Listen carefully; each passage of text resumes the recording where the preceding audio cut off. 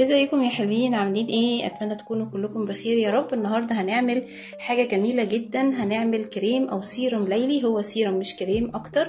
السيروم ده هيفرق معاكي جدا لو انت حاسه ان بشرتك تعبانه، حاسه انك انت عايزه تجددي البشره، حاسه انك انت عايزه تخلي بشرتك صافيه، فيها جوائب، فيها حاجه، بدل ما بتجيبي سيروم بقد كده وهيالورونيك اسيد بقى وحاجات غاليه جدا وبراندات. فعلا السيروم ده من الحاجات اللي هتنفع معاكي جدا، وهتحسي بنضاره من اول اسبوع، وبشره صافيه كمان. هيفتح، هيدي نضاره جامده، هيشيل كل البقع، هيشد البشره جدا جدا.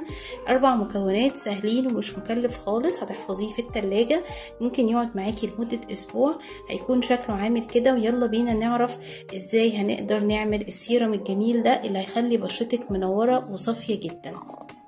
اول حاجه هنحتاجها معانا العرق سوس، من الحاجات الجميله جدا جدا، وكمان بتفتح البشره وبتدي نضاره قويه جدا جدا، وليها مفعول وبيبان كمان وقتي، يعني مش بتاخد وقت طويل علشان تقدري انك انتي تحسي بنتيجه. هنحتاج بس ان احنا نحط عليها حوالي نص كوبايه ميه. انا حطيت ميه مغليه علشان خاطر ننجز، عشان احطها على النار وهسيبها تغلي حوالي 2 أو 3 دقايق، وبعدين هصفيها وهرجع لكم تاني. انا كده بصوا، انا عملت اللي هو منقوع المغلي بتاع العرق سوس، تمام اهو. صفيته من خلال الشاش ومصفى، حطيت الشاش على المصفى وصفيته بقى بالشكل ده. من الحاجات الحلوه والمفيده جدا للبشره. وبعدين جبت معلقه من جل الصبار، تمام، وحطيت عليها قدها معلقه من جل بذور الكتان، كنت نقعاه من بالليل لغايه الصبح، شكله كده عامل كده. وصفيته، اخدته كده وحطيت، ممكن تحفظيه اسبوع بالظبط في التلاجة، مش هيجراله اي حاجه. من الحاجات اللي مليانه اوميجا 3، بنستخدمه في البشره وللشعر، مفيد جدا جدا، ومليان فيتامينز ومليان اوميجا 3، وحلو قوي قوي للبشره، وخصوصا البشره الدهنيه. حطيت حطيت معلقه من جل الصبار، قدها نفسها حطيت كمية متساوية من جل بذور الكتان اللي هو شكله عامل كده اهو. حطيتهم على بعض تمام كده. وهبدأ احط بقى اللي هو مغلي العرق سوس، هحط معلقة مثلا ونص كده بالتقريب يعني. هقلب بقى مع بعض كويس جدا. اخر مكون معانا هحط معلقة من العسل. نتأكد برضو العسل بتاعنا يكون كويس.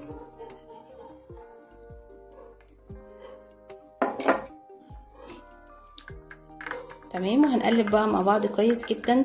السيروم ده ممكن هنستخدمه يوميا على بشرة نظيفة لمدة ساعة، تتشربوا البشرة تماما، وهنحفظه في التلاجة. وباقي العرق سوس ممكن نجيب اي بخاخ ونستخدمه برضو على قطنايه، مرة الصبح ومرة بالليل على بشرة نظيفة. من الحاجات اللي هتفتح معاكي البشرة جدا. خلاص بكده اهو، هنكون شايفين قوامه عامل ازاي. قوامه مش سائل قوي، وعلى فكرة مناسب جدا جدا للبشرة، وخصوصا برضو الدهنية. سريع الامتصاص جدا، يعني مش بيدي ملمس دهني ولا اي حاجة. مجرد ما بتحطيه على البشرة مش بتحسي بأي ملمس دهني، وبيتشرب بسرعة جدا. ممكن تستخدميه للرقبة، للإيد، للبشرة. شايفين اتشرب بسرعة ازاي؟ بجد جامد وجميل جدا، ريحته حلوة قوي. نحطه ساعة وبعدين نشطفه، وممكن تحفظوه في اي برطمان عندك نضيف في التلاجة. زي ما قلنا هنستخدمه يوميا على بشرة نظيفة. جربوه وقولولي ايه رأيكم بعد اسبوع من الاستخدام. هايل يا بنات، حلو جدا، ريحته حلوة قوي قوي قوي، مفعوله احلى. جربوه ان شاء الله يعجبكم، واتمنى تكون الحلقة عجبتكم. واستنوني في وصفة جديدة. ما تنساش اللايك والشير والسبسكرايب، شيروا اكتر عشان الكل يستفاد فضلا وليس امرا. واستنوني في حلقة جديدة، واشوفكم على خير، ويلا باي باي.